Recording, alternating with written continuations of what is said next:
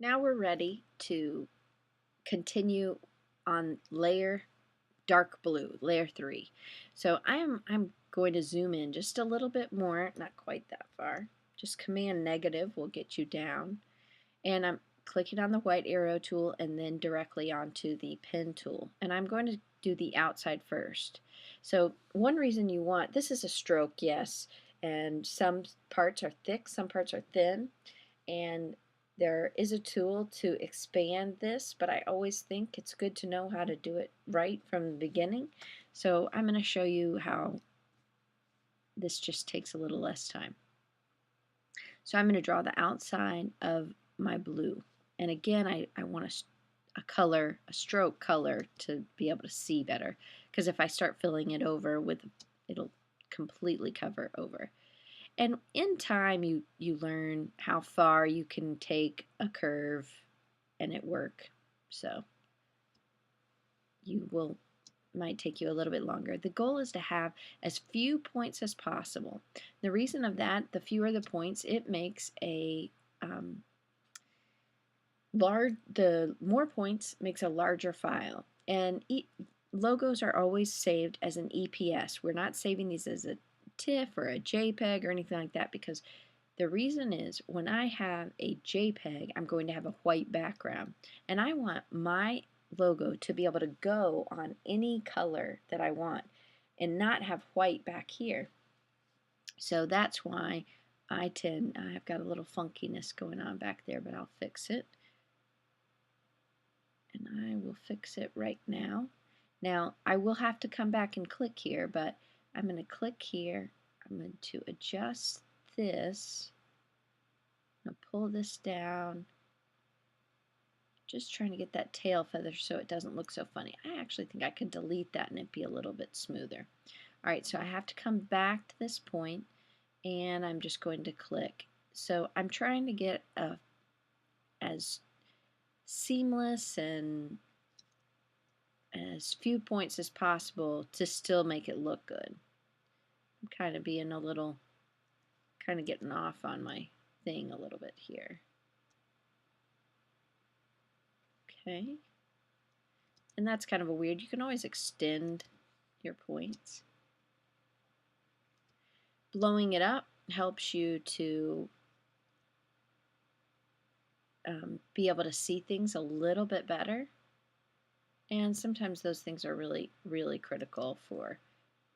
But you always, if you mess with something here, you got to look back here and see if you messed up anything there. Coming back to my starting point. Alright, so here's where normally we would have gone and closed the path, but we don't want to do just a full side. We want this thing. So think of it like you are cutting it out with paper.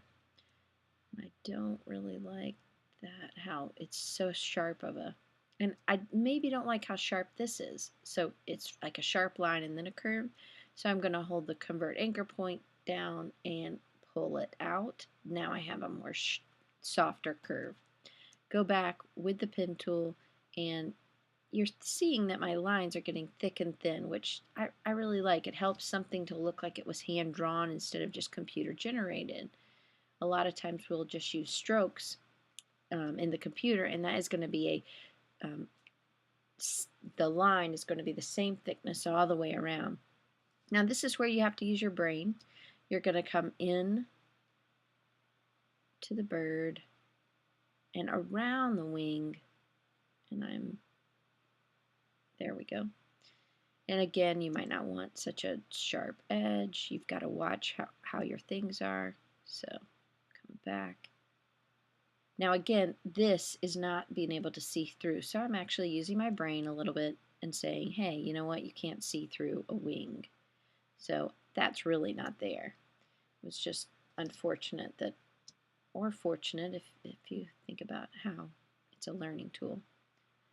I pulled it a little. I might need to pull it a little bit more, and I think I do.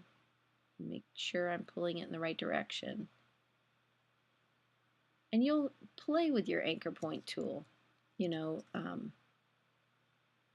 to see how much do I really need to pull, or which way do I need to pull to continue the kind of shape that I'm looking for. Now this one you might really want a sharp line, but we'll probably go back and soften that one up too. But definitely there's thicker and then it gets real thin here. It helps it to look more natural, and most clients, as I've seen, most of mine prefer something to look not so computer generated. Oops, that obviously will happen if you do that.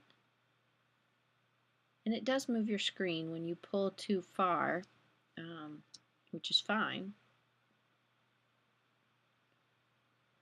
And I think I'm just going to do that one again and make a new point because I didn't like how my point was.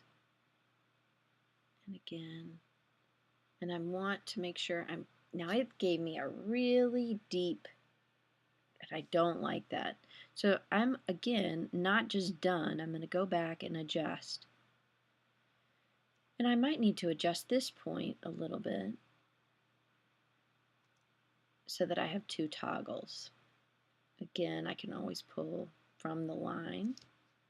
Anything that kind of looks a little funky, I'm going to try to fix.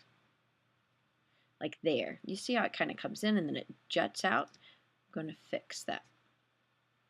And I see that there's only one toggle. Well, there's the problem. I'm going to make convert anchor point and I'm going to click and drag. And I know I messed up my line here, but that's easy to fix.